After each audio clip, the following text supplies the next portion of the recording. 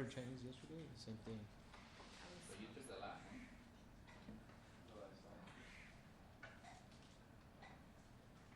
Perfect timing, huh? Cool. Okay, great. Okay, excellent. Welcome back. We're back from lunch. Thank you for joining us. I hope everybody had a good lunch. So we started out half of the day. We really gave a lot of background, a lot of good discussion about what we do and how we communicate, that connection between health and housing. And we've gotten through the first two principles. Don't worry about it. You know, it goes very quickly from here, and it builds. A lot of these principles are they're actually all interconnected. So we'll just continue on with the principles, and at the end we will we'll wrap it up, and we'll have a little break before then and talk about next steps. About okay, we have this knowledge. What do we do with it from here? So the next one is pest free. And there's a reason it's number 3 because it usually falls after lunch. We don't like to give this before lunch. There's reasons for that. We learned the hard way with this. And I'm very interested because with pest free, we're really talking about also pesticides and IPM, integrated pest management. And so I'm looking forward to that discussion. So at the very beginning in the morning, you know, one of my big eye-openers when I first took this course was this whole idea that pests had something to do with indoor air quality. There was an indoor air quality issue, and that roaches could actually bring about the development of asthma in children that are susceptible to it. So also infectious diseases, you know, pests, you know, some of them carry some diseases around, and health effects are greater in children. We discussed that because, you know, they eat more than us, they breathe more than us per pound, and all their organs are still developing. So they're kind of like the canary in the coal mine. One of the most important things about pests and pest reduction is this whole idea about this pest triangle, which is all pests, whether they be roaches or mice. They basically just want to survive, and like all of us, they need 3 things to survive. They need food, they need water, and they need somewhere to reproduce, some kind of hiding place. So the good thing about knowing this is if you take away any one of these, you can actually decrease the amount or eliminate the amount of pests in your environment. So you don't have to take care of all 3. But if you affect 1 or 2, then you're doing a good job. So like let's look at water. So, you know, roaches and mice, rats, they all need water. And we just talked about keep it dry.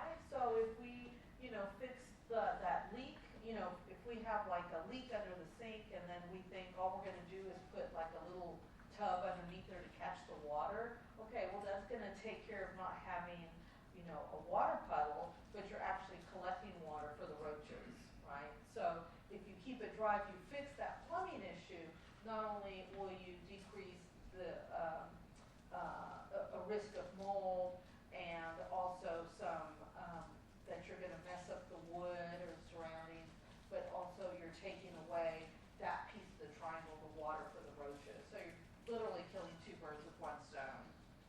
Food, pests don't need a lot of food. 20 roaches can eat off of 1 drop of grease that falls onto the stove. They don't need a lot. So if you leave a plate of food in the sink, you know, you're just inviting roaches. And then nests, hiding places are just cardboard boxes, you know, just the clutter that you have around anywhere that's dark or you have extra junk and don't move it around a lot. That's a perfect nest for them. How common are they? Again, we go back to our housing survey. And again, this is people being called. They have to volunteer this information. It's not like people are going in and doing an inspection.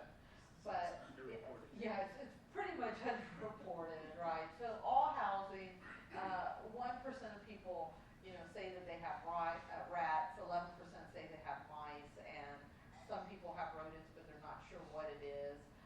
Those people that live below poverty tend to report that they they have more rodents.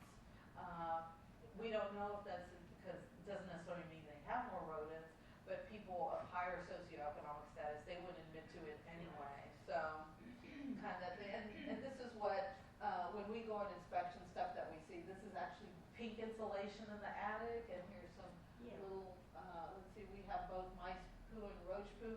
So, for those that don't work in the pest industry, so how can you tell the difference between roach poo and mice poo? Because when you go into a house, you will have to do that as part of the inspection. No, they're kind of like the same size. Mice, rats, of course, they have. Huh? No, they're both, you have both roach poo and mice poo mixed in here. Maybe. See, that was We've funny. done that experiment. That So- was funny. It wasn't. He's not actually tasting it. So, and we'll probably see some pictures where it's a little bit clear, but basically the difference is mice are mammals. So they have pointy poo. So when you look at it, their poo is pointed on each end. Whereas roaches, their poo is square, they're pellets. So their poo is cut off on each end. So when you look at it, you can tell the difference. You can tell the difference. So, yeah. No, actually, I mean, even from like so far away, I mean, you can tell the difference. It's very pointy and it's very square. So square poo is roach poo and pointy poo is mouse poo. And this is important because when you go and are visiting a family and you happen to see it, you're probably not going to see the rodent itself. You're not going to see, a ton of roaches around. Why? Because when do they come out? At night, and you're not there. So, and if you see one roach during the day, you probably have an infestation in there anyway.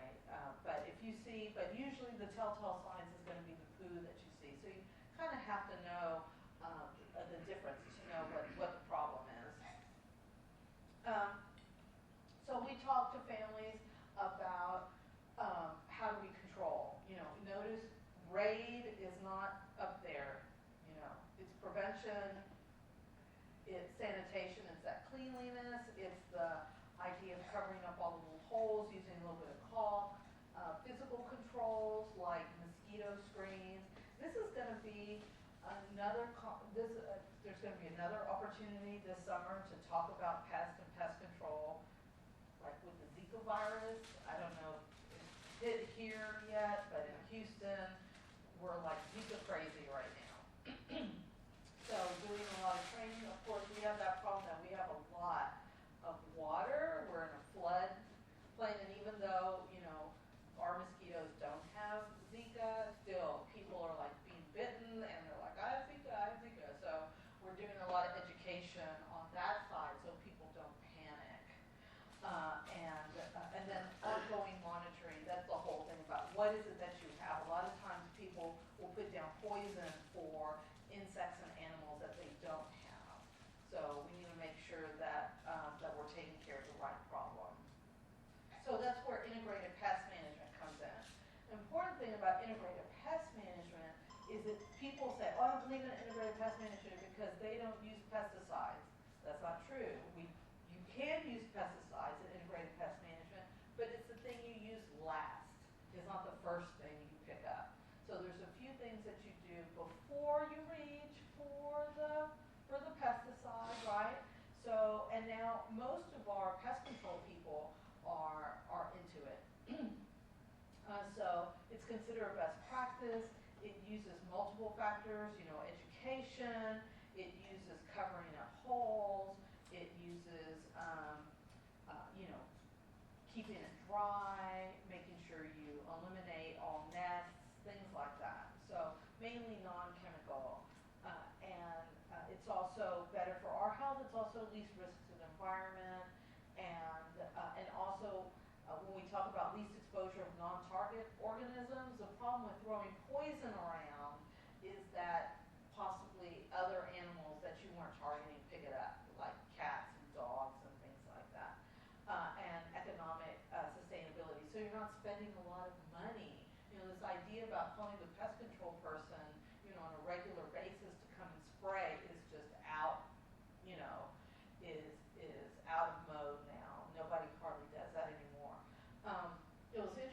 again, when we're working with the the elderly housing, they're very used to seeing someone come with the big silver can with a pump, and they're spraying it, so they're doing something.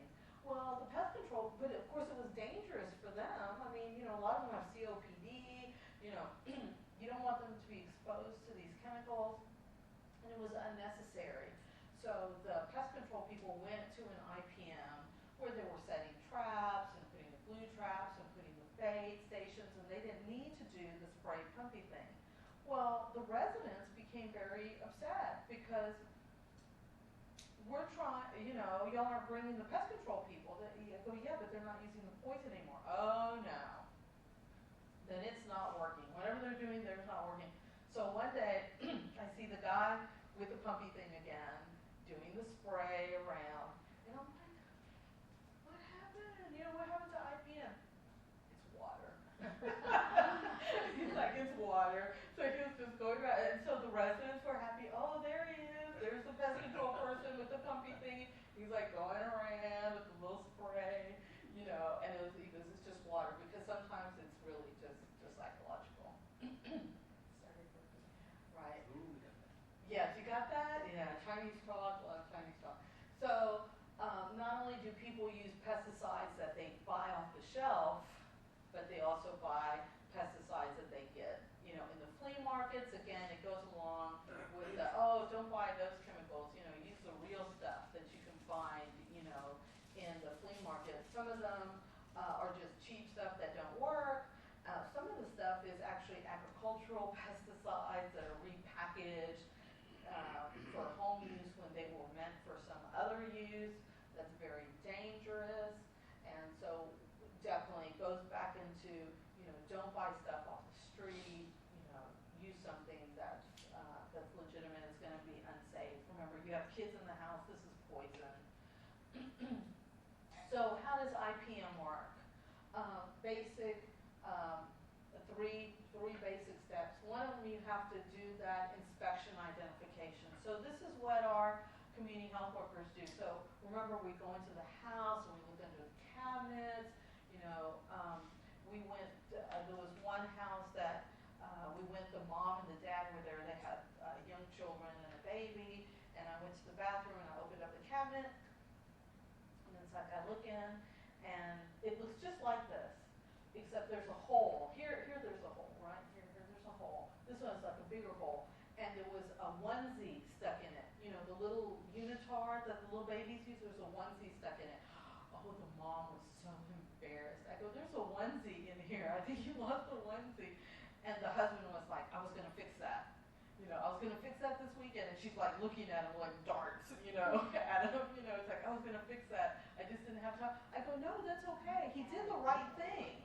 He knew what the problem was. The problem was the hole, and roaches and mice could come through there. So we stopped the problem right away. So that's fine. We just take the onesie out. Of course, I have a little backpack. And then what I do is I'll take, I didn't bring one with me, but I don't know what they call them here. In Laredo, we call them choritas. They're those little copper scrubbers that you use to scrub pans with, right? They're just, in the dollar store. Choritas. Chore Boy. They used to be made by Chore Boy, so we call them choritas. But they were just those. They're either silver. I know, she's like, oh my god. She's like, they're either silver or they're copper, and they just scrub. They don't have, they don't have any soap or anything like that. So what I'll do, I like the copper ones because they don't rust. So I'll tear it apart, and I usually have scissors. I'll cut a little piece, and I'll stuff it in the hole. Now, what does that do? Because if you were just to cover that hole, and a mouse was coming in through there, they will punch through that hole again. They're creatures of habit. So if you put like caulk or something, that's not going to scare them. So they just come through. But if you put the little piece of copper in there, they'll chew, and it tears up their gums. So they'll go away. It won't kill them or anything, but they'll go away. So I put the little copper in there, and then I just put a little piece of duct tape. And I said, then whenever you have the time, come back, and you can put like a little caulk or spackling on there. But it's underneath the cabinet. It doesn't have to look nice. Again, what's the purpose? For it to look nice, or to keep the mice out? In this case, they said, oh, well, I have roaches. Well, yeah, so they put one of those bait stations there, but that's not gonna help you have a big old hole beside it. You know, roaches are still gonna be coming in. So the problem here is identifying the problem is the hole. So again, all that stuff about inspection is really about education, just showing them, look, here's a problem and here's an easy fix for it. So yes, the roach bait, that's great, but we need to cover that hole too. Got a question. But if you cover that hole and the roaches are inside, won't they just go through another hole? They will try to find another hole. And again, it's one of those things that it kind of, you know, that maintenance part of it, you know, you have to be vigilant and cover all the holes. Now, I will say, that's one of the things I forgot. So before I put the copper in there, I'll also take the boric acid. Boric acid, you know, that powder is what Chinese chalk is made of. It's actually the powder, but it's boric acid, and you find it like $3. You get that big old can. You find it anywhere, and that it's usually improperly used because what people do, you go into a house and it's that white powder that you see around the edges. I mean, that's not. They usually use too much. It's meant for roaches because the way it kills roaches is roaches are very clean animals, so they're always like licking themselves and their little antenna. They're always like doing all this kind of stuff. So when they run across the boric acid, it sticks onto their antennas. They lick themselves and then it kills them. And I like boric acid because it lasts forever as long as it doesn't get wet because it's really like it kind of like works like diatomaceous earth. So it never like runs out because it's not that kind of poison. So what I usually do in any kind of like rehab job like this, and I consider this a rehab job, I will take the boric acid and I'll puff it in the wall, and it creates like a barrier forever. As long as that house is standing there and doesn't get wet, that boric acid will always work. So then I put the boric acid in there, and they won't get close to that area. And after a while, you know, you'll get to just about every hole, and then it just creates a permanent barrier. So if you are replacing something, a sheetrock, or make a hole in the wall in any way, before you cover it up, just put some boric acid in there, and just forget about it. Forget about it. I had this problem with, I actually had a problem with sugar ants, you know, those little, they're all over the place, they get, they're just so annoying. And I remember once I had like this line of ants that were always coming in. So I would sit and watch TV and have the caulk gun in one hand, the remote in one hand, and had the caulk gun in the other, and I'd see the line. And so I'd get up on the ladder and I'd put like a little caulk right there. And then the next day, they were coming in this way, this line. So I go over there, caulk that way. After a couple weeks, it was, you know, it takes time, but the insect is showing you where they're coming in from, and that's where you cover it up, right? So, and I figured that if the sugar ants can't come in again, well, roaches can't come in. And then a couple weeks after that, I was moving a lamp. So I had a lamp that was plugged in, and I unplugged it, and it was like poltergeist. It was like a ton of ants came in through the outlet. Wow. So I unscrewed not the outlet itself, but the little plate that's on top. I unscrewed it and just put some boric acid in there, and then covered it back up, and then created barriers that way. It took a while, but it's better than. But if I would have gone around spraying, that wouldn't have done anything. I would just been throwing poison everywhere. So it takes patience, it takes time. But if you know what will work, then you're willing to, you know, and it wasn't that big of an investment. It was just like a caulk gun. You just have to wait them out, and you'll take care of them. So you want to inspect, make sure you know what you have. Do you have roaches? Do you have mice? Do you have rats that are coming in? And there is a difference between mice and rats. Mice are domestic. They want to live with us. They eat with us. They drink our water. Rats are not social. They live outside. They only come in for food and water, but they don't want to be with you. Trust me. We don't want to be with them either. Exclusion, so you want to deny them access, which means using the mosquito netting, which means using these little door sweepers, which means filling in those outside holes.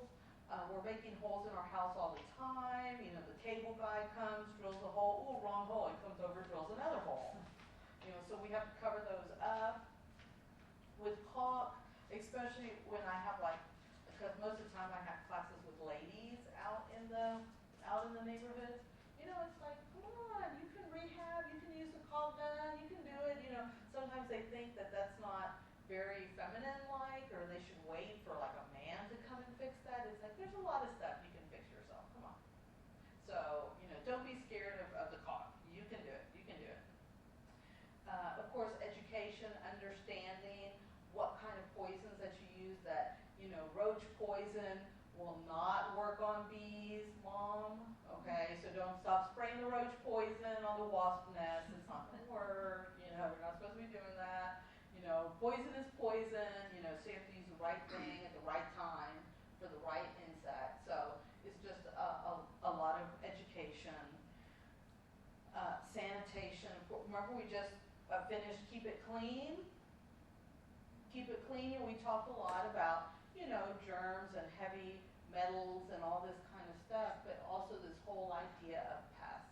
This is a picture we actually took in Houston. We get a lot of these, and again, it's not judging. This is a reality of people's daily lives and what they have to deal with.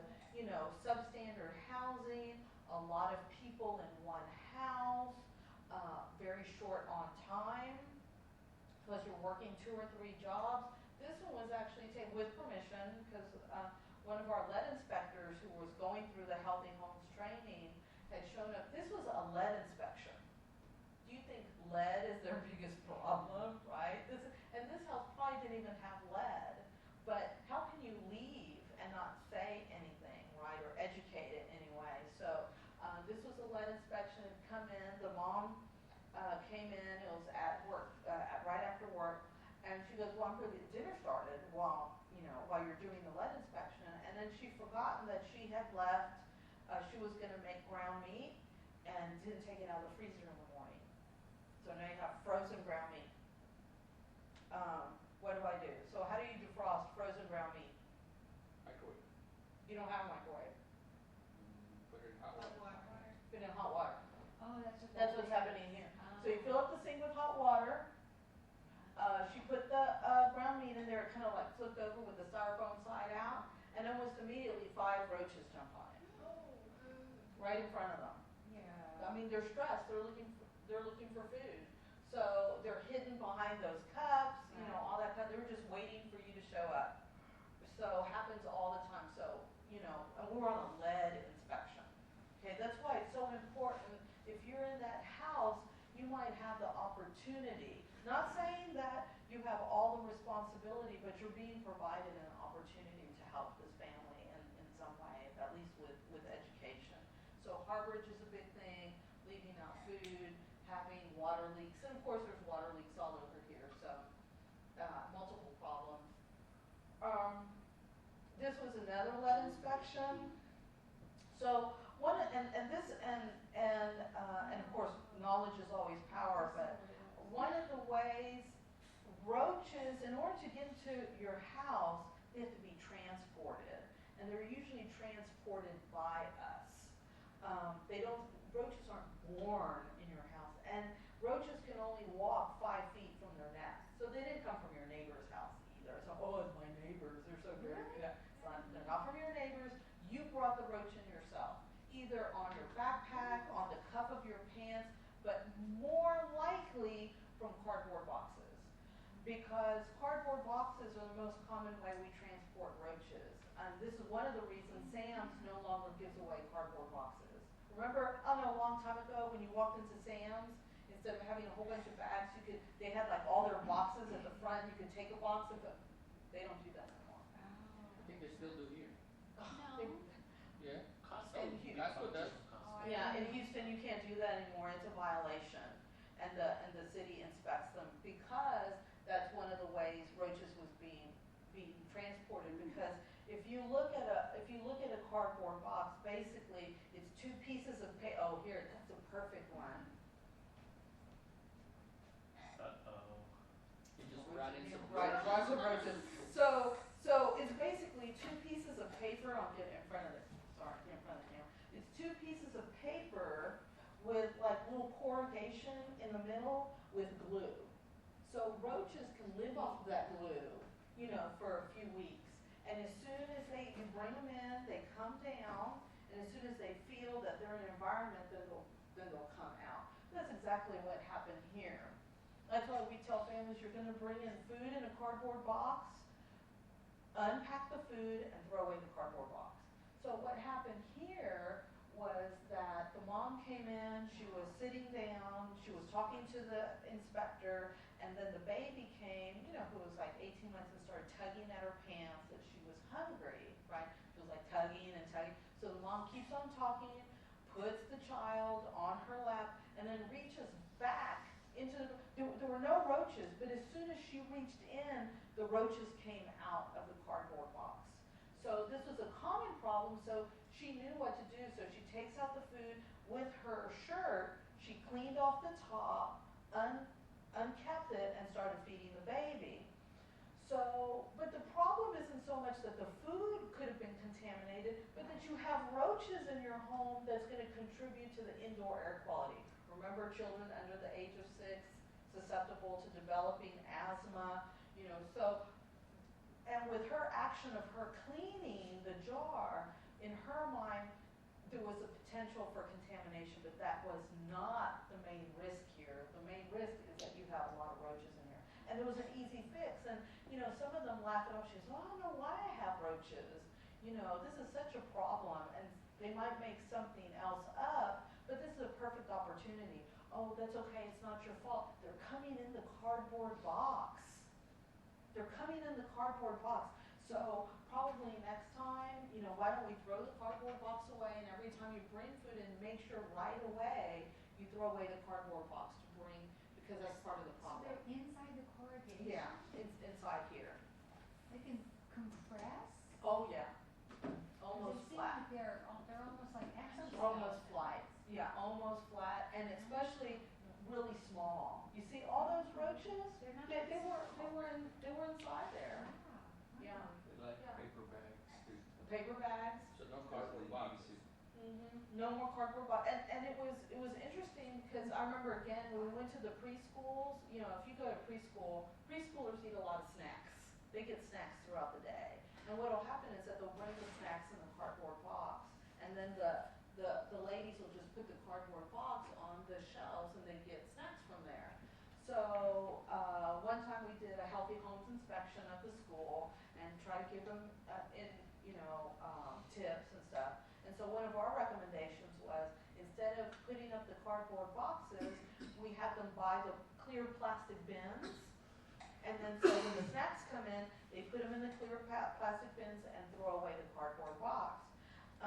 The way we sold it to them was that it's a lot easier too, because you can see how many snacks you have. With a cardboard box, you have to look, and we're like perpetually short, so we're like looking in here, it's like, how many snacks are in there? I don't know. But with the clear plastic bin, it looks nicer, it's clear, you can count the snacks from the outside, so it was like a win-win situation.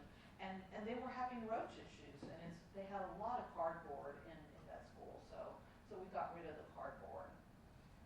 So what about stuff that doesn't fit into something else? So like I have a Christmas tree that's in a cardboard box, and the cardboard box is huge. Where's the cardboard box? Is it in your attic or is it in your garage? It's in the garage. That's fine, because again, what's your purpose? It's okay if you're gonna have, roaches were here before we were. They lived with the dinosaurs. And when human beings are no longer on this planet, there will be roaches.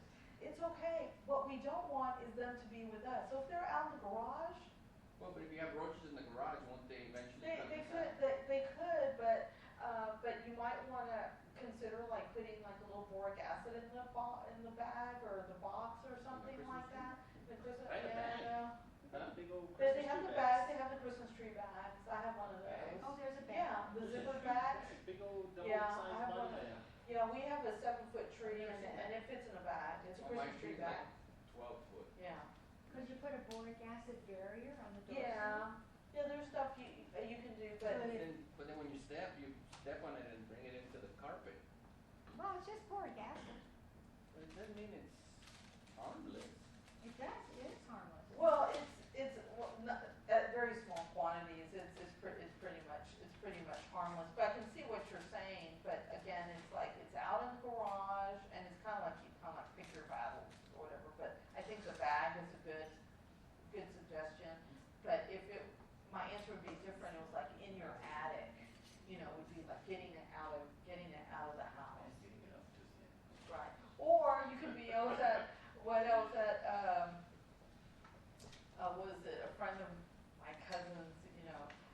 they still have their Christmas tree up.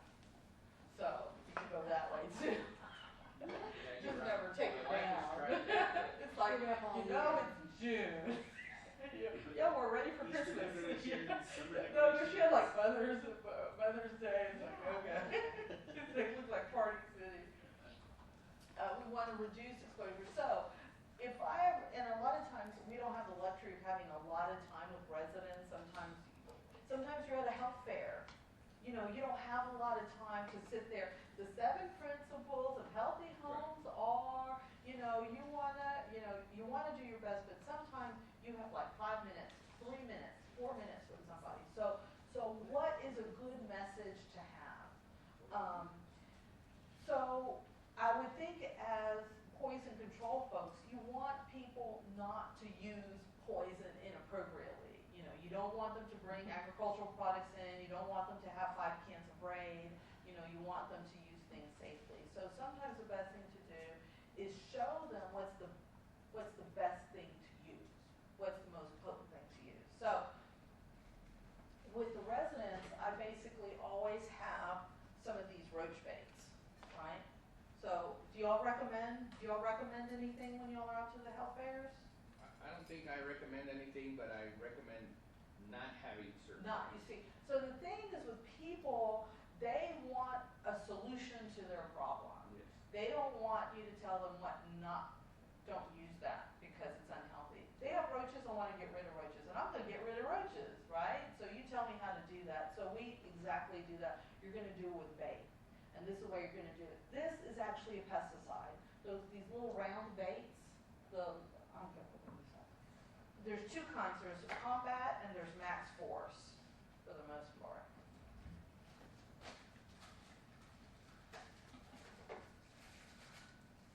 They're these little baits.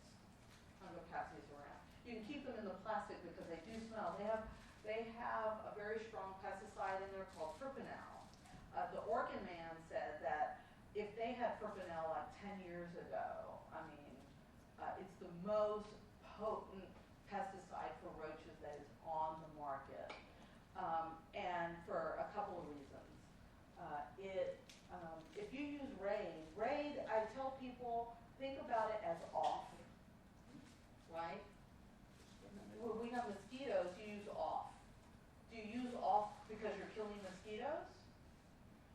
No, you're just. Yeah, it's a repellent. That's kind of like what Raid is. Unless you drown a roach with Raid, at this point, they're so resistant to Raid that they can basically like walk through it. Unless you're like this. So they like drown. You used half a can, right? And now you have a bunch of pesticide there. So, and with Raid, if you happen to kill it or it crawls off and dies, it goes, again, remember roaches only walk 5 feet from their nest. They're going to go to their nest and they're going to die. So roaches, the way they reproduce is through eggs. They hatch their eggs, right? They don't have like a little nest with little eggs and they sit on the eggs. Their eggs are underneath their wings, right? So they have 40 eggs. So they have 20 eggs under each wing. And so if they go off, they die. And if the eggs are about to hatch, well, they hatch. And of course, what's the first food of all roaches? Their own mother? Their own mother. So that's their first meal, is their mother. So a roach hatches their 40 eggs. You see, this is why we do that. Hatches their 40 eggs, dies, and the little tiny baby roaches eat their mom. Now, if that mom died because of poisoning, Raid, whatever, home defense, they die. The little baby roaches eat them. Nothing happens to the little baby roaches. That poison does not transfer to the baby roaches. So now you killed 1 roach and you created 40 roaches. And now you have all these little baby roaches running around, right? So fipronil, the way this works is that the roach, and they have different sizes. They have a little more, because most of our problems, at least in Houston, are these medium-sized German roaches, which are those light brown roaches, but you can get those big roaches. So they go inside the roach bait and they come out. And sometimes they go, oh, it didn't work. I saw the roach go in and go out. Yes, they're supposed to go in because they're going to go in. And this is not like the roach motel, the one where the roaches check in but they don't check out. That's just a glue trap. They just walk in and they get stuck on there and then you throw away the glue trap. Here they go in inside of that bait is food and poison. So they eat the food, then with the poison, I don't know what's in there, but it's like food and poison, and they come out, and then eventually they're gonna go to their nest, and they're gonna die. And then the little baby roaches are gonna hatch, they're gonna eat the mother roach, and they're gonna die. Fipronil is the only poison that transfers from the dead body of the parent to the baby. So you have now done, which is, you know, the holy grail, you have killed a nest. That nest is now officially dead, right? So mom and 40 roaches, they are gone. You can use this as, and again, it's very safe because you can't, the poison is inside, it's very little, and you can't really open it. You know, I've seen, you know, cats play with it, things like that. You can't, children can play with it, you know, you don't want to give it to kids, right? But if they find it, you know, they're not gonna poison themselves. And the roaches actually will go in there and... They will go in. Now this is the trick. This is how you use it. You will clean the area and then put the little trap down, because what will happen, I promise you, if you put down a bait and next to it is an Oreo cookie, they're gonna eat the Oreo cookie. So you cannot have like a pile of dirty dishes and then put the bait there. That's not going to work. You're gonna have to do everything else first. You're gonna have to clean the kitchen, put up the dishes, you know, kind of clean up. Don't use a lot of heavy chemicals, because actually things like very harsh chemicals like bleach will actually make the roaches, you know, not go in, because they're not gonna be able to smell the bait. It also doesn't work in, I don't know if you've noticed, but if you go into homes with very heavy smokers, nicotine actually will cut off the force of any kind of pesticide. That's why people that smoke have a lot of roaches, because you can use Raid and other types of pesticides, but the nicotine kills all those poisons. So, so people who smoke tend to, so this won't work where their heavy smoker is living. Nothing well, nothing well. So these last about 6 months. With a very heavy infestation, they also have a gel. It looks like a syringe, it looks like a little caulk gun. They sell right beside these, and you can use it straight. You put like little dots underneath the cabinets, anywhere you have roaches. You don't use it like caulk. You don't do a straight line. You like do little dots. And so you can use that with a heavy infestation. These have, this is 12. This is enough for 2 households. What's the brand name here? This one is Combat. Combat. There's Combat and Max Force. They're both basically the same.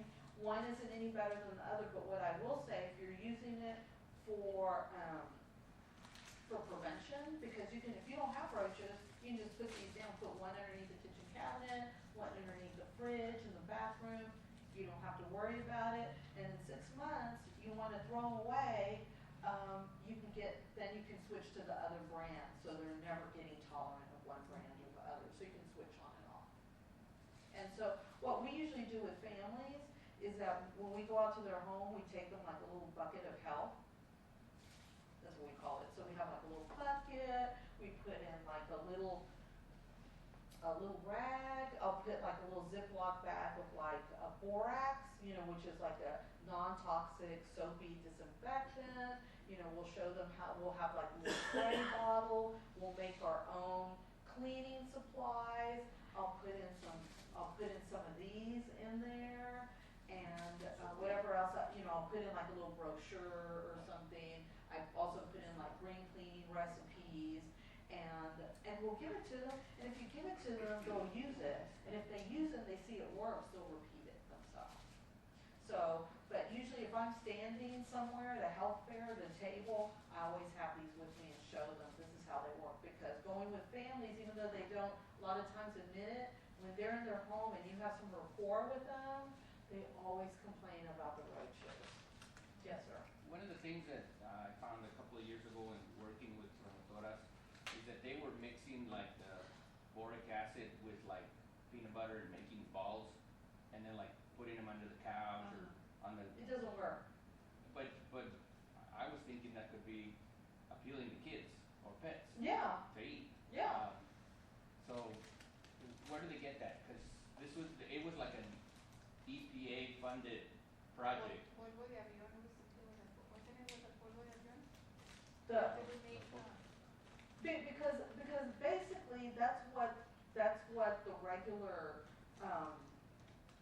like, not Chinese chalk, but there's actually some products on the market that they mix food and boric acid. This is kind of what this is, you know, it's poison and food, because the peanut butter is the food, the boric acid is the poison. So to a certain degree, I guess you could say you made it yourself, but especially with boric acid, I don't know how, unless someone showed that it actually works, I would think that the peanut butter with the liquid in it would not make the boric acid work very Right. well. And especially with boric acid, again, it's a poor application, because boric acid, its true competitive advantage, as I put it, is that it never expires. So you want to put it in places that you never see, so you don't want to use it in that way. So your best bet there is a bait, right? So I can kind of see, because I know if you have people make something that's cheaply, that's in their hands, that's a good learning mechanism, but in that case, I wouldn't go that It was route. like El Mosca kind of. Yes, I remember that one. I remember that one. And again, you know, sometimes, 5, 6, 7 yeah, I years. remember it. I remember it. And sometimes in our zeal, you know, in our zeal to, you know, bring education down to a level and get people involved, I would think it would be extraordinary if to find out that someone got poison, a kid got poisoned eating a peanut butter ball, you know, off the floor filled with boric acid. But at the same time, I don't think it's the most effective application. And sometimes, you know, by telling residents exactly what to do, they want the same things we want to, you know. So yes, you could do that, but this is more effective. And Why my don't you go concern for the was real that stuff? they would buy other stuff to Right. replace with the Right. boric acid, like polvo de avión, and mix it Right. with peanut Right. butter and put it on. So yes, I'm a big believer in no cost and low cost, but also something that's gonna work. If you show people that it works, they'll buy it because they see that it works. I mean, I've gone back to families, they like love it. They cannot believe that they took care of like a big problem that they had, and that they were able to stop it by spending $5 at the store. You know, why do I want peanut butter balls and yeah, this actually works, you know. Yes. Do you remember the boric acid and powdered sugar? I think that'd be like the same concept. You're drying We used the to do it roaches in to York. the sugar, yeah. We always had those little To drown tiny- in, Right. Huh? to draw the roaches in, Well, you to would the put powder. it, yeah, you Sure. would put it in your moldings, and roaches are so endemic in New York City that there's no getting rid of them. You just have to keep it to a dull boil. And so you would always do it. You would put it everywhere, and it did help. Right, oh, and it helps, and sometimes it's the right thing for the right time, because, It was before that. yeah, because Fipronil hasn't existed for more than 5 years. This is a very new technology. And that So was 20 sometimes, years ago yeah, that so we did sometimes you that. have to use what you have. That's why the Orkin guy was saying, man, if we had this 10 years ago, there's nothing that we had in our arsenal was anything close to Fipronil. You know, so we also have to like keep on top of like new technologies that are now affordable to people. And is there baits that are maybe generic that don't have fipronil? I would think that to make a buck, people would put stuff in a black box and like, Okay. you know, sell it to So people. you That's look why I for it usually in an say, ingredient? yeah, so, I don't know if this actually says it has Fipronil, but I do know that both Combat and Max Force, I've now seen Raid comes out with bait. I don't know if it's Fipronil, so I didn't buy it, you know, because I'm like, I don't think that has Fipronil. I think it's just Raid putting their stuff in a black box. But, you know, you have to be careful of that. That's hydromethanol. That's why I'm like looking. Fipronil is Fipronil. They Correct. started doing some research, at least in 2003 with it, but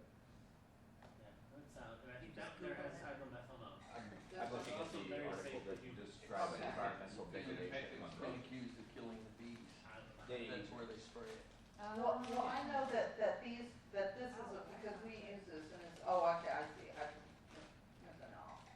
So, but I know that these have been, people are very happy with these, both these with combat and max force. Vanilla. One thing you see in Houston is where people will have the saltine or the Oreo and leave it, gonna leave it there as bait, and then they drown it in Raid or whatever they have. And I would doubt it. I Yeah. would doubt it. But again, it's like you're making stuff up, but sometimes it just says, it takes someone to say, use this. And to a certain degree, as you have, although, sometimes we don't see it that way because we're just kind of like doing our job, but we're seen as an authority. So to a certain degree, when you say, use this, it's gonna work, people are more apt to believe us than not, because we have like some kind of tag, or we work for the state or for the city. So it's a huge responsibility too, but they're more apt to do, yes, they said use it, it's gonna work, and it does work, as opposed to what home remedies, and I'm, it's okay with home remedies and stuff, but we actually have a technology that works now. You don't have to do that anymore. And that's probably the more common questions we get as a poison center, because we travel with actual bugs. So we take spiders, and we take scorpions, and we take, all these things out to the health fair, and people are scared of those things, so they want to get rid of them, so they ask us, what pesticide can I use to get rid of my spiders? Or what pesticide can I use to get rid of my scorpions? And that's really not the intention of the animals. Right. But that's the Show me common. how you kill it. Right, it's like, it's not to kill it, it's so you can learn about it, and, maybe if you have a couple scorpions, you have less roaches, because they'll eat them, Right. But they don't care. They're okay with probably having the roaches, but they wanna know how to kill the scorpion and the spider, because they're scared of it. Right. groom.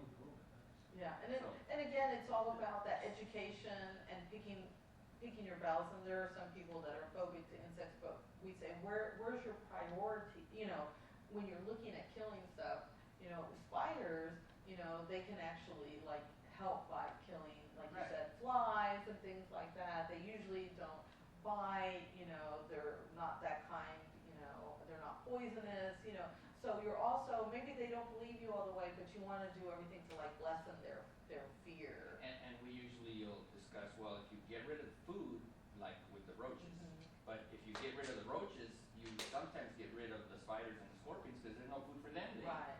So, that's an incentive to also get rid of the roaches, because that brings other animals that Right, they would be too, scared of. yeah, like they say, what do they call those, they don't call them like gateway insects, but they're a type of Yeah. insects that will bring other insects, invite other insects to them.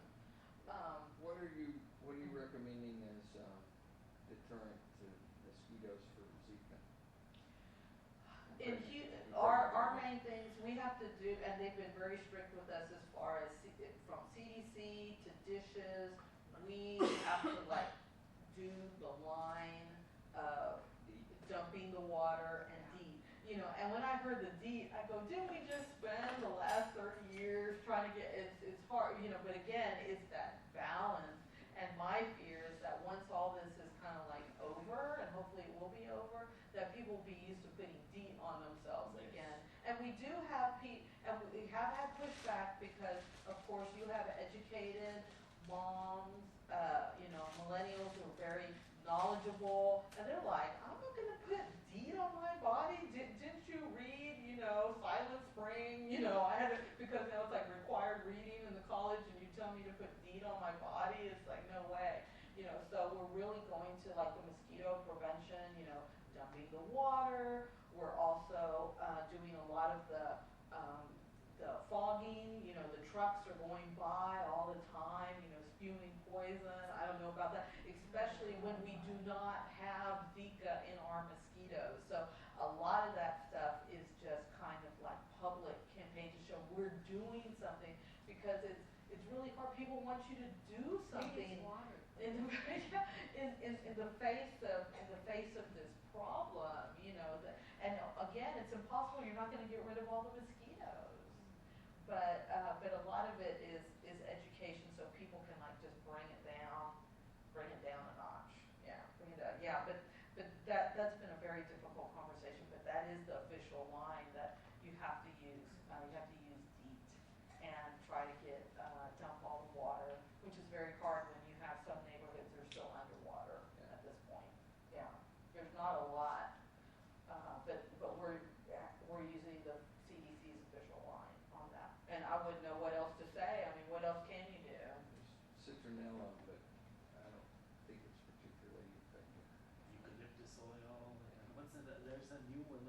Well, there's neem, is that supposed to be a? Was that the NX 17 something or other? It's NEEM, it's a tree in India. Oh, that's neem oil. Yeah. Yeah. Yeah, and it's very hard to tell people, you know, they're saying wear long pants and long sleeves. It's like, you know, in time where people are like walking around practically, you know, naked and stuff. Now, one of the things that I have found effective for those people who say absolutely not going to use DEET, not going to use DEET on the kids, you know, things like that. You know, keep them inside, but also, and it's not an advertisement, it actually works, but there's a chemical in Skin So Soft, which is the Avon stuff, the spray, that's a mosquito repellent, and it's quite effective, and it does not have DEET. Now, it's not deep woods off, you know, you're not gonna be able to go into a tent with mosquitoes and, you know, kill every mosquito, but for like going out, you know, just your regular day, it's quite effective, so. And so the You ever spray, the smelled Skin So Soft, it Yeah. has an oil in it. I used it to spray on my organic fruit trees. And you didn't like the smell? Well, I wouldn't want to put it on my skin, I'll put it that way, but you put it on almost 100% on the. Oh, there used to be a soap I would get from a fair trade Yeah. organization. You can get soaps, and they make diluted sprays for putting on your skin. People are always looking for things for their babies too. Yeah. They're very afraid to put things on their Sure. It's Yeah, not really. recommended to put on a baby, What? the DEET.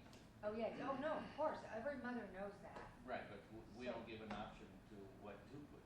What do I you guess put? Skin So Soft, would you put that on a baby? Yeah, You can. yeah, you can. Or you could use a mosquito net on a baby. Yeah. True, too. Even though the mosquitoes that cause it or bite during the day, you could put it over a bassinet or something. Just to give her peace of mind. Right. Yeah, Yeah. but they don't bite at night, so they're not effective Oh, for that's interesting, adults. I didn't know that. Mosquitoes don't bite at night? Anopheles That one. mosquitoes That bite at night, mosquito. but Aedes mosquitoes bite during the day, and they don't buzz Oh. much.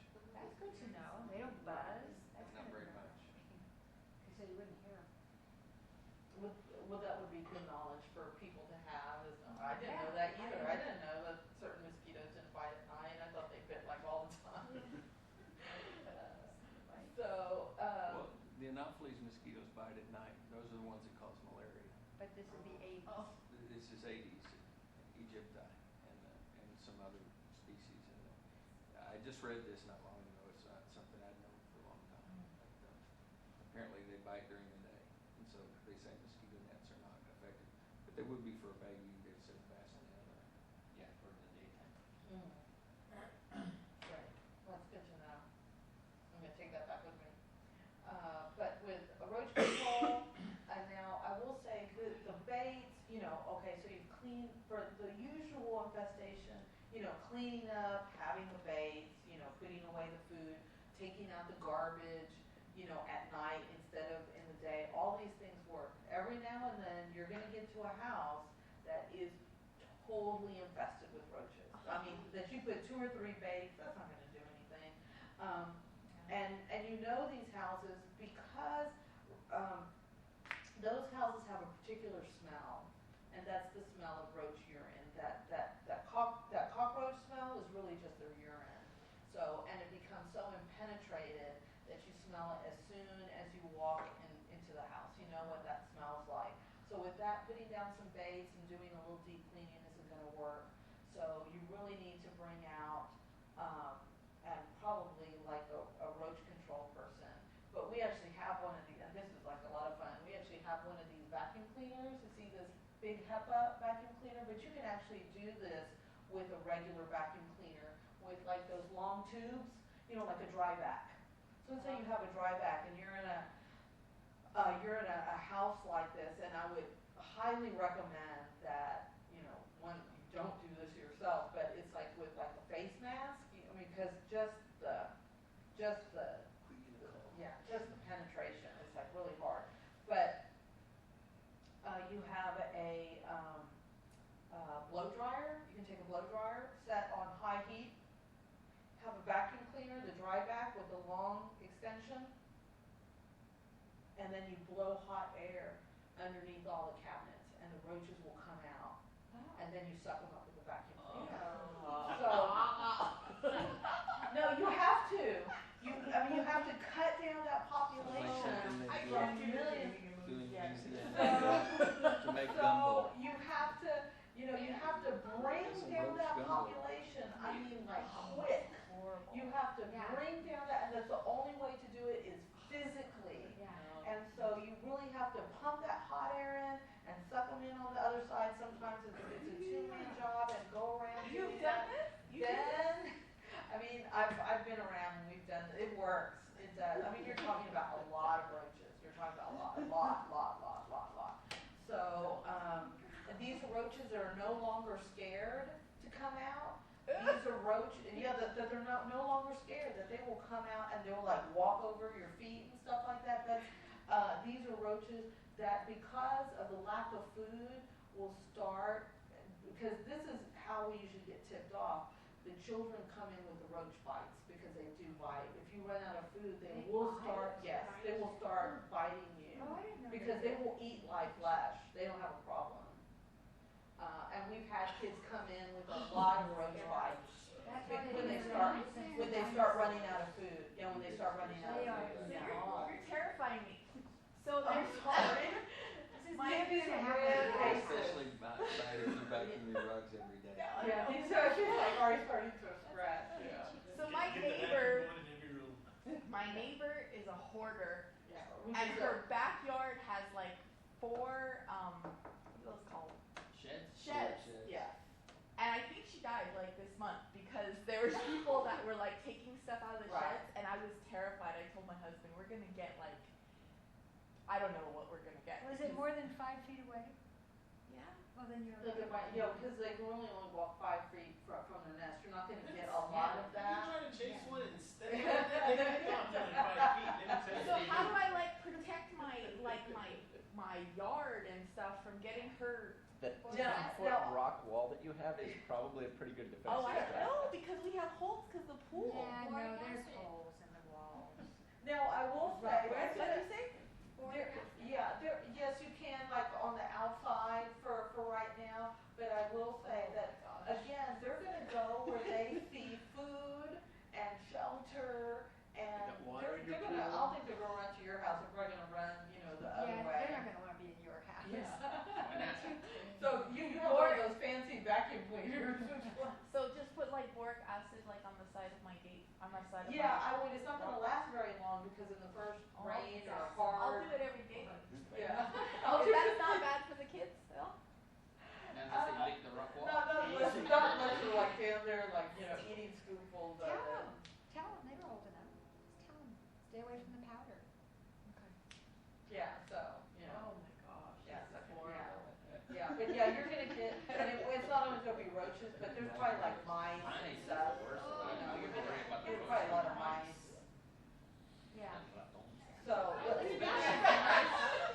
speaking of mice, rodent control, also, you just have to think, probably if you have rodents, it's probably gonna be mice, and rats don't like to come in. Technology has also changed with rodents. Before, you had remember those little wood traps? Those are very dangerous because, setting them, you can, they'll clip your fingers. If children get near these, they'll snap on the kids, so they're very hard to set. So now the new technology are what we call, I don't know if you see these in the stores, we call them T-Rexes.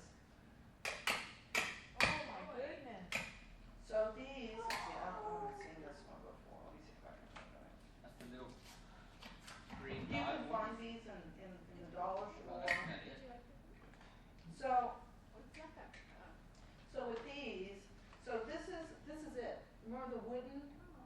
All you have to do is just push it down, right? And it's set. You put the little food in there, and that's it. And then you put this up against the wall this way. Remember, business side goes towards the wall, not like this. Because rodents, mice, they hug the wall like this. That's how they walk with their shoulder to the wall. And that's why sometimes you go into homes and you'll see like the baseboard is very shiny. It's because of the oil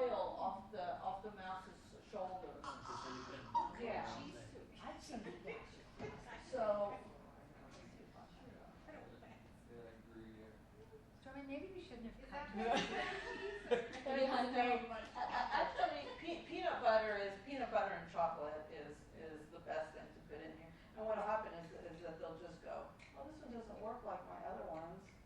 They're supposed to, Snap close. yeah, they're supposed to snap closed. They This one kill doesn't them, work. right? Oh, yeah, and then you just throw them away like this. I don't like this one. Is it, does it This one didn't work. So it's dead in there? Yeah, there it goes. And then, you know, usually you put two side by side like this. So if you miss one, there it goes. Yeah, sorry about that. So, yeah, they snap pretty, but then they set just like that. So when they snap closed, then you can just throw the whole thing away, or you can just throw them away like that and reset it and put it back out. But again, if you have like one mouse, you probably have quite a few. But using it is a good thing, that's a lot of plastic control. Yeah. No. Yeah, you can reuse, I mean, Just don't these feed you your can cats re. much, you know? Yeah, get a cat. So we don't have I mice know, but then we because gotta we have have cats. cats. We don't want cats. Asthma. Oh, Yeah, so, Cats are bad. You have that rag. Let me ask you about that rag. yes. I probably wasn't here. I'm sorry. No, I just took it out. What do you? You don't. Hi. I'm like, what? So I have a thing with rags and with sponges. I won't clean with them because I think it holds the dirt and just keeps spreading it. So I only use paper towels to clean everything. Microwave it for, Oh, I microwave my sponge every day for a minute. But that's only on dishes. But not on like surfaces, right? Because that will it's just spreading germs around. But, yeah, but with this, that's what we were talking about a little while ago with like the Swiffer, that the Swiffers are great because you have the little towel and you can just throw it away. But you can also use these too. You use them once and then you throw them into a pail at the end of the week. You just wash them in hot water and they're good to go again. But Is you're is worried paper about- towels better though? Yeah, but a paper Not for the towel's also environment. gonna spread stuff around if you're worried Yeah, about. but it's the same thing, that this is, right now, this is new, it's clean, like a paper towel, you use it like a paper towel, but the thing with the paper towel, you're gonna throw it away into the trash, and this one, you're gonna throw away into the wash. The paper It's- towel's been bleached. It's, you know, and this is gonna be a little bit more, it's gonna pick up more. Yeah, and if you're worried, are you worried about the paper towel taking whatever it is you're cleaning and smearing it Yes. on? I mean, the cloth, why wouldn't the paper towel do that? Because I use a lot of paper towels. You can use a lot of these, I mean, you can. Oh, I do. I You wash like those. this, I wash and then those. you can throw it and get another one, or, I mean, you can use as many as you want. Emma uses my old t-shirts and I old use my socks. own rag, I wash my Use rags. as many as you want. That's the rag is. Absolutely. I don't know, I clean up and then I microwave it for like 3 minutes. You microwave what? The towel. Yeah, No, or no, the I microwave the sponge. sponge, not the Yeah. towel. But the Yeah, sponge yeah, has it's to be still wet. heat. To microwave it? Yeah, it has to be a little bit, yeah. Yeah, you wet it, it's wet. And You then the microwave it and it's so hot and it's Uh-huh, you it don't- sanitizes do you it. So do you have a separate micro for your After you food wash and dishes, another I micro just- for I your? do it. Oh, you should do that. Dishes. I need to do that every day. like, how many dishes? Microwave your sponge. Okay, I don't know So- if it's every I day do. you need to do it. So we have the roaches, For one we have minute. the rodents, bed bugs, we talked a Ew. little bit about bed bugs. You know, these are the ones that you can see. The only thing right now that we know of is heat and steaming. They don't spread diseases. The only problem is that when we scratch, you know, we get infected, and they're so very difficult to get rid of. You know, it's becoming a problem. So, just understanding and vacuuming again, prevention with the bed bugs. But I think more importantly is that we let families know they're not like spreading a disease or anything. Sometimes the hysteria can get a little on the loud side, and it distracts from other that are real problems, right? Like roaches. So bed bugs again, exclusion with that mattress cover.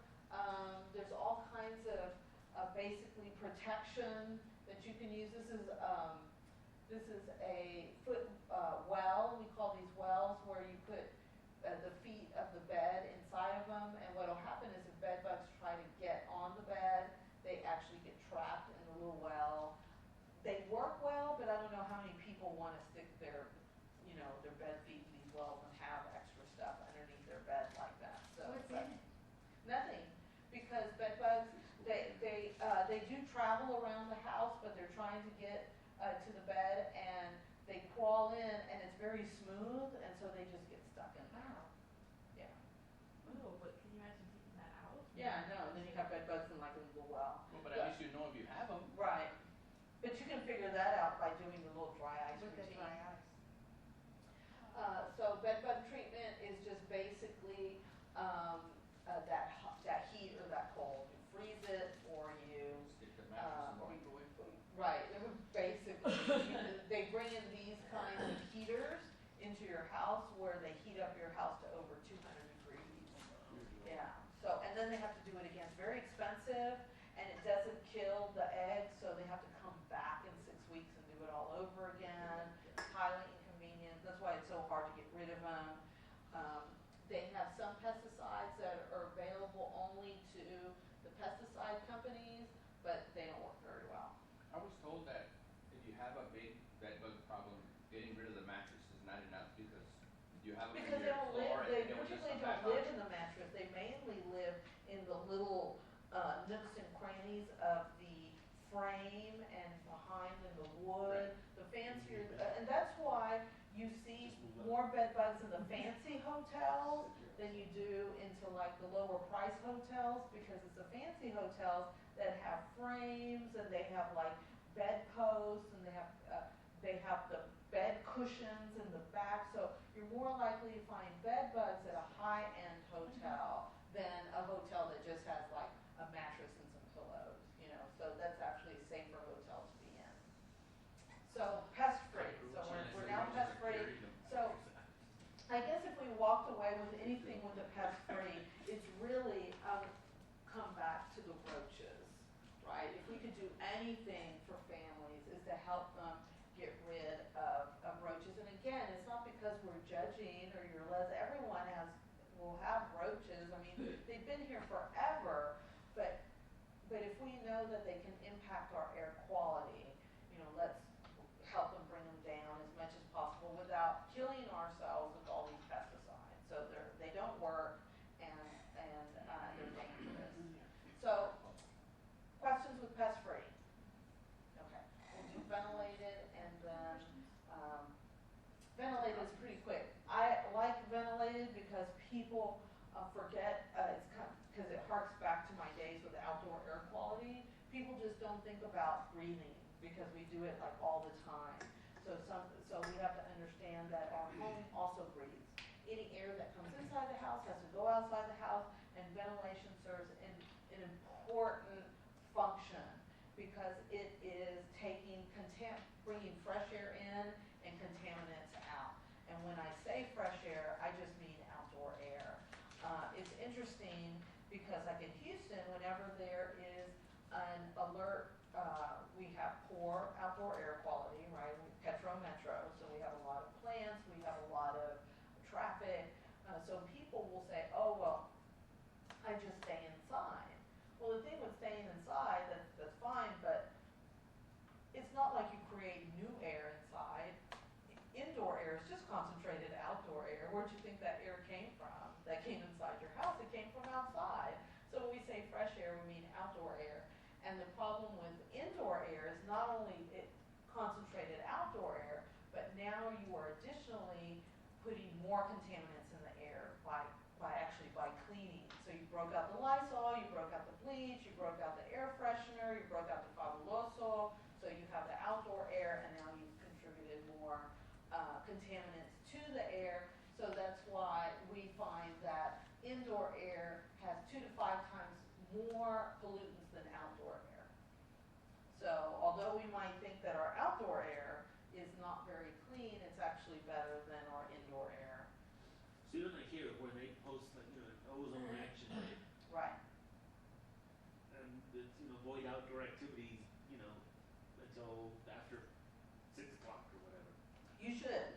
And I'll tell you why. Because ozone is those contaminants that's more affected by heat. It's actually like combusting like right in front of you. So you do want to limit outdoor activities because you don't want to be not only breathing it in, but also, you know, having some kind of activity like jogging or running or bicycling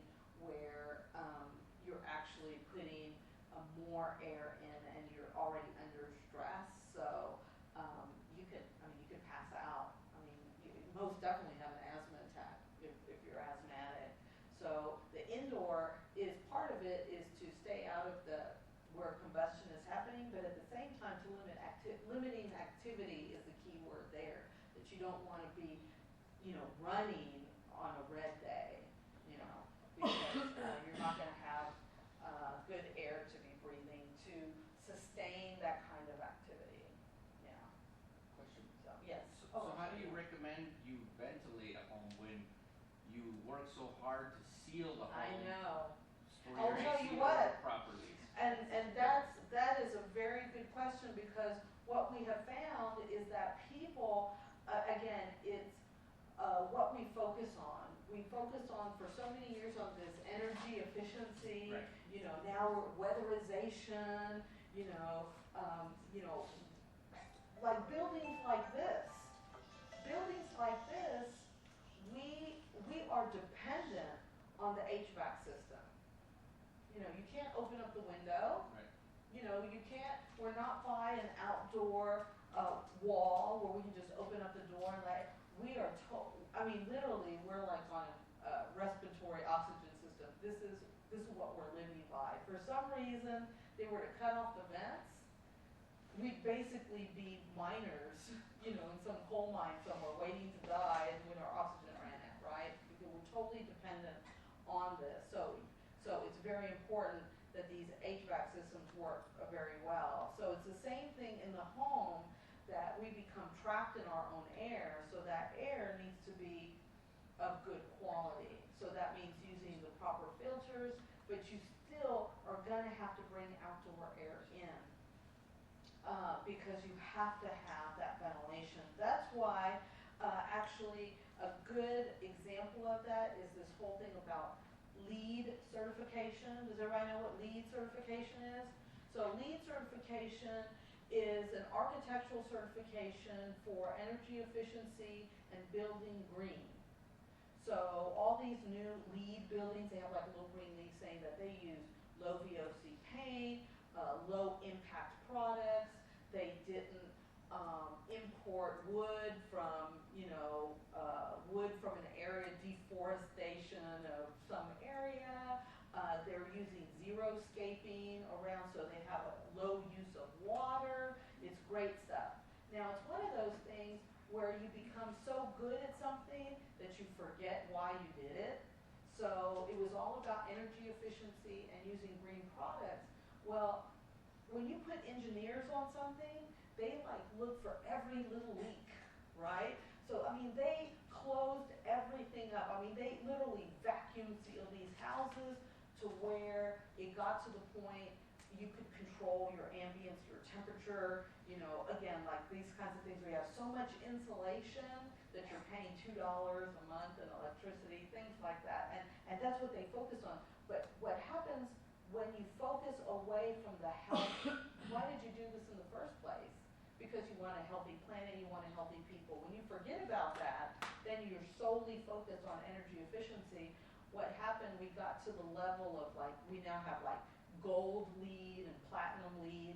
And so they built $1 million house in Houston, top LEED, structure, and a family moved into it, it was a smart house, it was totally computerized, the HVAC system, all this kind of stuff. One of the children was asthmatic. They had to move out within a week. Oh my God. Because there was no ventilation in the house. They were trapped in their own air, and basically it was deemed uninhabitable, and they had to shut down that house. It was literally after it was torn down because it was uninhabitable it was unfit for human habitation. It was $1 million house, unfit for human habitation. Crack open a window. Right, you couldn't, not in this house. So what happened was LEED went back to the drawing board, and they actually had a national conference talking about this. So now they have changed a lot of their standards to include ventilation and milestones for health. For the first time, LEED has introduced health into its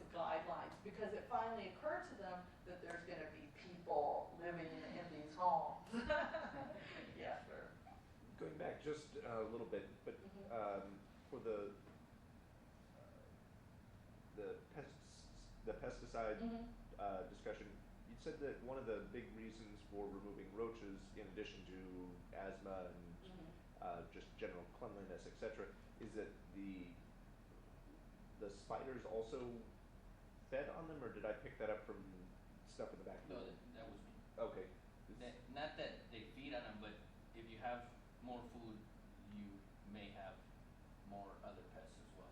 Okay. So they really maybe don't eat roaches, but they'll eat crickets or they'll eat, other things.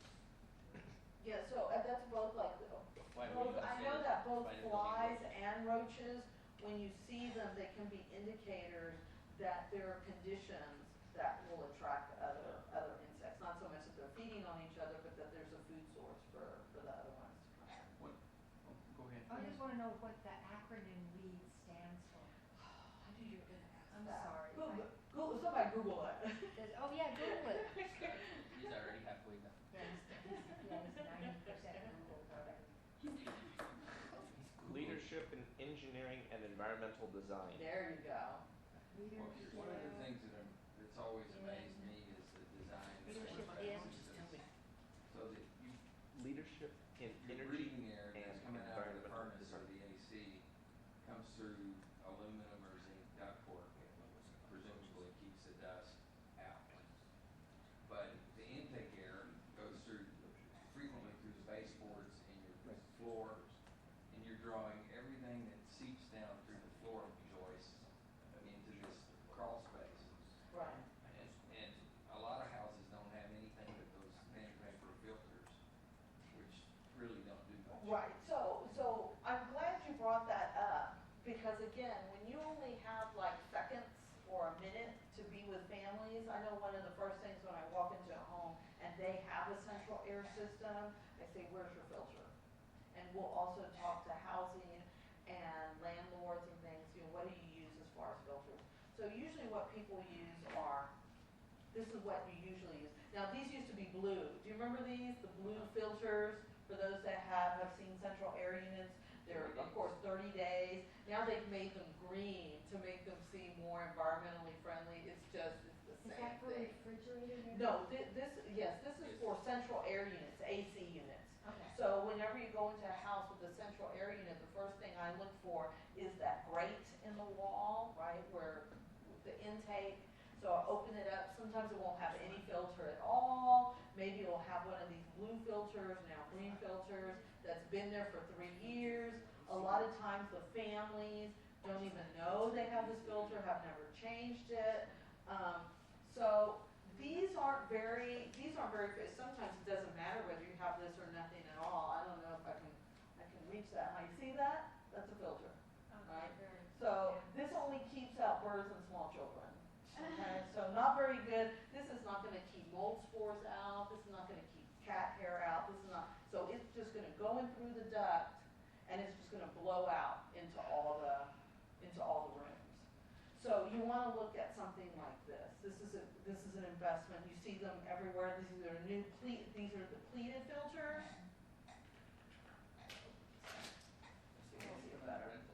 So I got this at Walmart last night. Yeah. So these come in all sizes. This is the filter that you should be using in your central air unit, right? So it's pleated. It has like this chicken wire on it. The important thing about this is the design, and then the weave is. See that? Yeah. Okay, that's a little better, right? That's a little better. Okay, so. But if you go to the store, Home Depot, Lowe's, Walmart, Target, you'll find these in the grocery stores.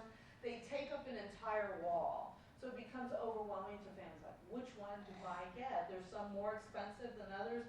Ooh, so the expensive ones work better. Again, remember the pillowcase? You buy the cheapest filter with the dust mite on it. So this, again, you don't need to know how to read. And let's see, what are you, dust mite? There you go, dust mite. This was the cheapest one. Don't worry about that it's 1200, that it's MERV 11 or whatever. So, because again, if it has the dust, what is it that is the most damaging, you know, for that development of asthma, right? Dust mite. That's your priority, that's your target. You wanna keep the dust mite out. We're keeping the dust mite out, and if you keep the dust mite out, you're also gonna keep out other stuff like mold spores and cat dander out. So that's good. Why do I say cheapest? Because what people will tend to do is that they said, if this costs $5, then the $10 one is twice as good. Don't wanna go that way, because what'll happen is that if the weave is too tight, it will burn out your air conditioning system because it's working too hard. Because remember, it has to suck air through this filter. And most air conditioning units, especially if they've been in the house for 20 years, aren't that strong, and you can actually burn it out. And it didn't do you any good because you're not particularly worried about Legionnaire's disease right now, right? You're worried about the dust mite. You've taken out the dust mite, you've done your job. This cost, yes, this was 99 cents. Actually, I could only buy a pack of 4 because they don't even sell it to you anymore. It's so cheap. Singularly, you're supposed to throw it away every 30 days. This one cost $5.50, and this will last up to 6 months. So really, which one is cheaper, right? So that's And then too this small. one, yeah, and this one it works better. Gets the dust mites out. Also, if the weave is too tight, too expensive, then what will happen is that the HVAC system will start to suck air around the edges. And it's like if you had no filter at all. It has no filter at all. So cheapest one with the dust mite on it. These also, the difference with these, they'll have a side. You have to put them in correctly. If you'll notice, they'll have an arrow. So you put them in with the airflow. If the air is going that way, the air should be going that way. The arrow, yes. I have little, I don't know if they're vents or little things like this on my wood floor. Mm-hmm. Do those Those need, vents. Those are the registers, that's where the air comes out. That's where the air comes do out. those You know? need those? No. No. This You goes only need only one. on the intake unit. Mhm. You only need one of those. Well, it For kind the of unit. depends, Just one. because sometimes they're registers for outflow and sometimes they're intakes. So you have to, with the system operating, you have to. But even know if it's where- an intake, Where the air is going in or out. They use the floor joists to take for intakes. but doesn't it still go through a pipe and then into the main There's no unit pipe. through that? No pipe. So where does the air go? It goes through the joists in the floor and then they usually make a hole in the bottom of the furnace cabinet. Right, and that's where that is. Yeah. So it'll still go through it. Eventually it'll be filtered. Right. Before it gets to your air conditioner. Right. But So- it goes through dusty floorboards. Yeah.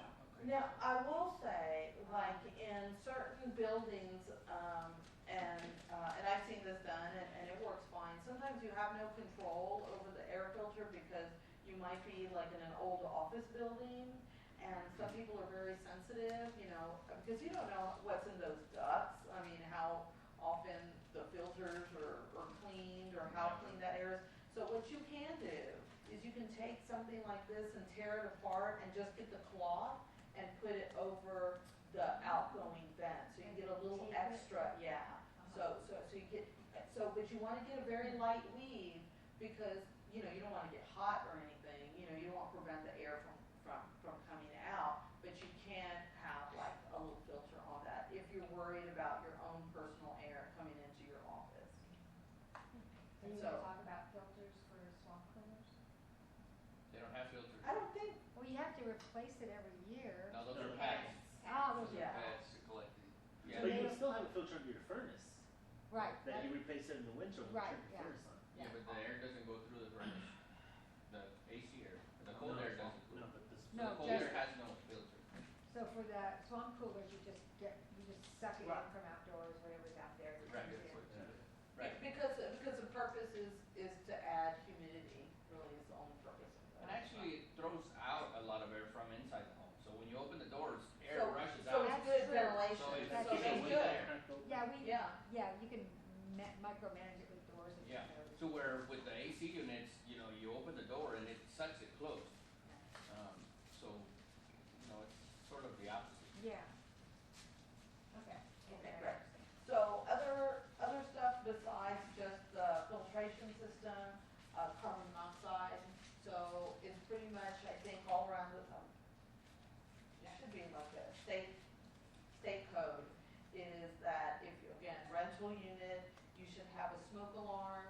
to have a carbon monoxide detector, and the carbon monoxide detector, now we have like these combos. So always when we go into homes, we try to figure out that they have both. Make sure that, because you can't have, carbon monoxide poisoning is a problem. We saw this in Houston. A lot of my examples are from Houston. We always get a lot of carbon monoxide poisoning after like hurricanes and disasters because people love to buy those gas-powered generators so they can keep all their appliances going. And because they're so expensive, they'll bring them inside the home, not understanding that it's like bringing a car inside the house. It's like running your car inside your house. It's combustion. It's using gasoline. So most of the deaths after our hurricanes have been because of carbon monoxide poison, not because of anything else. Because people kill themselves, inside their home. We had this problem out in Colonias during cold snaps because in Laredo people didn't have things like heaters or anything because it never got below 70 degrees. But 2 days out of the year, every 3 or 4 years, it'll come down to freezing. We'll be in the 30s, and people will use whatever they have. And I know they'll come and bring in the carne asada thing, and they'll put wood in there, and they'll bring it inside the house, and they'll burn it. It's fire.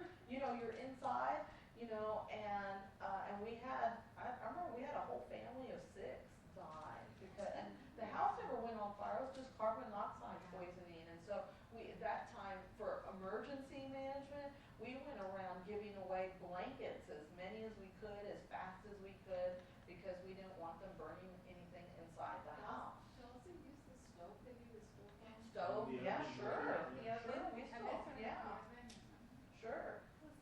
Sorry, I have a comment from Sure. one of our Great. online folks. Veronica wanted to just share that she provided their Head Start folks with a little poison education kit for home visits that had carbon monoxide alarms with them. And 2 of their homes were discovered to have leaks with low levels of carbon monoxide by those home visitors. They would plug the alarm in when they came in to do their visit and then talk about it along with the 800 phone number. And twice they found those problems that had to be corrected, which was a good outcome. Oh, that's a great outcome. That's a great outcome. Little things like that, because sometimes people don't know they have these issues. And one of the things that we do with education when they get the carbon monoxide alarm is to tell them it is an alarm. It is not particularly a detector. Those alarms only go off when the carbon monoxide is very high inside the home.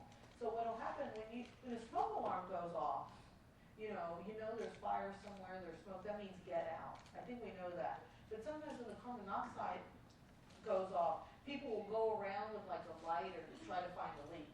This is not the time to find a leak. It's time to get out and call somebody. And I will tell you that the gas company, in these cases, they don't play with this. It's almost like calling, they're there faster than the fire department. I mean, they are there, and they are checking the meter and everything. So they're not going to charge you anything, totally free. But that carbon, that goes off, you go outside, you call the gas company or 911, and they come out like right away and check that. So people shouldn't have a fear of like calling. Definitely, this is not a time to go look for the gas leak. Let the professionals do that because the levels are already very high inside the house if that carbon monoxide detector goes off. Yeah. Sources of combustion. Do we still have houses that have the space heaters? Yes. Okay, so yeah, space heaters is a big one. I grew up in a house with a space heater, of course, with the gas and stuff. So you have to be careful with those. They're getting a lot older. They have to be cleaned. They can get stopped up. We would always leave the windows cracked open a little bit. You should consider, that you have to have the ventilation. You can't be trapped in with those space heaters. I know in our home, my mom, to safeguard, she'd always put like a glass of water on top of our space heater. I don't know what that was about. Yeah, I don't know what that was about. Another one of those Hispanic things is she put a glass of water. Yes. Okay. So let me wrap up the ventilation. break. So we have the carbon monoxide alarm, that's just about ventilation. Everything should be exhausted to the outside. So you have, when you go into a home, you have the ventilation up here above the stove, the range hood. I always open up the cabinets above and make sure it's being ventilated to the outside and that's not broken. Again, this is another space where people like to save the tamalera. You know, they put it up there because you only use it once a year. And what happens is it's also very delicate. So if you jam something in there, you can actually swing the vent loose, and then you'll get like a crack and a leak up there. So you need to make sure that you're not stuffing too much stuff. And over here, the dryer should be ventilating. Everything should be ventilating to the outside. That's why when you go to a home and you see all those pipes coming up, that's good. That's all ventilation. The boiler needs to be ventilated. The stove needs to be ventilated. All of that is very important, and we don't think about a lot. So I talked about the filters, and that was it for keeping ventilated. So let's take a break, and we'll come back and talk about the last one. So it's really short. So it's 3 o'clock. 10 minutes? Yeah. 3:15? Okay, great. The dryer vents need to be cleaned out. They do. Big fire hazard. I will say that I have a Boy Scout in the house. When he went camping, he would always scan me for some lint, because that's actually a fire starter. The lint is a fire starter. A lot of families don't know that, because sometimes they'll move into housing and they've never had a washer and dryer before. And I'll walk in, it's like, you know, how are you cleaning your vent for your dryer? I'm like, what? And so then I'll always go in there and I'll take out the lint trap, and it's like a mattress. Oh, man. It's a huge fire hazard, especially also with, like, I have teenagers in the house too. They never clean that, and I'm always like going, okay, we can clean this out. And some of them have multiple. Like our More than dryer, that. it has one that you just pull out and, Mhm. clean. But then there's another one inside that you can't get to unless you unscrew the panel. Oh. And I found that out after the repairman came, because there was coins in there and it was making noise. Oh. And I'm like, where did all this noise come from? So I called the guy, who happens to be a buddy of mine, and he came and he's like, oh yeah, they have another filter in here, but it's not meant to be changed except by repair people. And he says that they were put in to limit the life of the appliance, so that it doesn't last that long and then you have to buy another one. Oh, It'll burn that out. is horrible. But, I mean, he's my friend, so Right, he tells you the he truth. tells me this, but it's not. Little insider. But he says that if you want your dryer to last, that should be cleaned, every 2 to 3 years. But you can't. Well, you can do it yourself, but you have to know it's there. Right. So, but I'm it's gonna meant to check catch. it out. It's meant to catch bigger stuff. The like big, coins. yeah, like the coins and stuff Yeah. like that. I'll have to check that out. Oh, I actually have to go. Oh, yeah, no, that's But okay. thank you so much, it's really, Oh, thanks for really coming. interesting. And I was just telling Diane, I had one quick question. Sure. On behalf of most of the moms that I see at the baby campaign, is it useful to have the water filters on your sink or Brita filter on a pitcher of water in your fridge? Now, I will say that, again, in the United States, we have an excellent system for providing water to our citizens. So usually, the water that comes out of our tap is perfectly safe to drink. And again, when we were like out in the colonias, we would have killed to have tap water, right? Any kind of water. But then there's a lead pipe issue.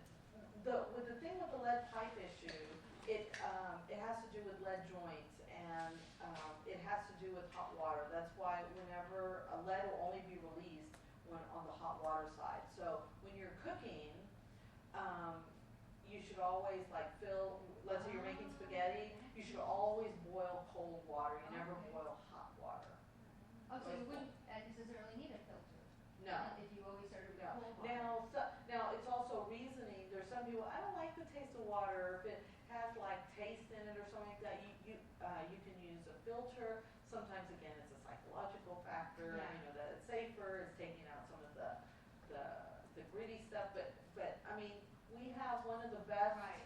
water filtration systems in the world. Well, Yeah. It's also controlled right, I don't even know if one of those filters would control the fluoride, I don't know. Do Well- they? I don't want the fluoride out of the water. And it's No, actually, it's for your teeth. Right, right. Fluoride, I'm not sure about, but they take out, the carbon filters take out trihalomethanes from the fluorination, which is probably a good thing. I use a filter, and in fact, when I build, I'm gonna put in a household RO because of system. that one factor or? No. Okay. The chlorine in general, I don't like. Chlorine's a bad thing. And, but there's also, it also depends on where you get your water from. I mean, they're having lead problems in some areas. Sure. And some arsenic problems in other areas. I mean, if you read the reports, if you go online and read the reports from the H2O Tech Center here, we have pretty good water quality. Yeah. So you could do without it, but my idea is that you drink more water, you're probably exposed more to water than to any other substance besides air. Yeah. And so over a lifetime, it probably makes a difference. So I like the idea of water filters. I've got a big carbon system in my basement and use UV to kill the bugs. Oh, wow. That's much more than I would ever do. But, okay, that's. Okay, but it wouldn't really, it could be on the sink or the Brita filters, it's just an extra. I don't think one is particularly any better Well, when than they the start other. making, when you're breastfeeding, it's safe, right? Because your breast milk is filtered.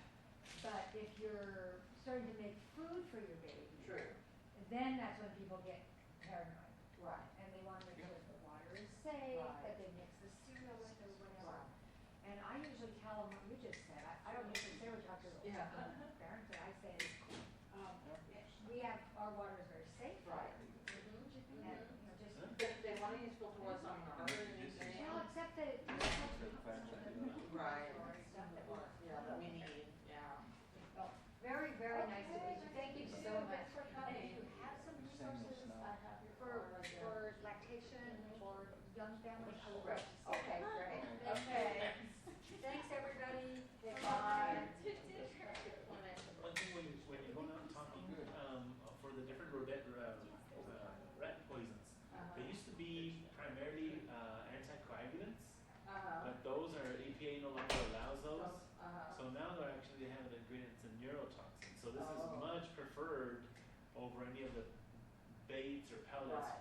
for Sure. for mice or rats. Physical stuff, Yeah. yeah, not the, yeah. This The problem or is the that we nutrients, see them, yeah. that they're just the loose pellets. Mhm. And also, Sean, I didn't have time to put it in my bag, but I say if you're gonna use either the pellets or the bars, they have to be in those locked containers Mhm. with a key. And You people just don't do have that, to- they just I know, put they them just out throw all them over. out. Yeah. 'Cause you got Just one throw 'em out. container for 6 or 8.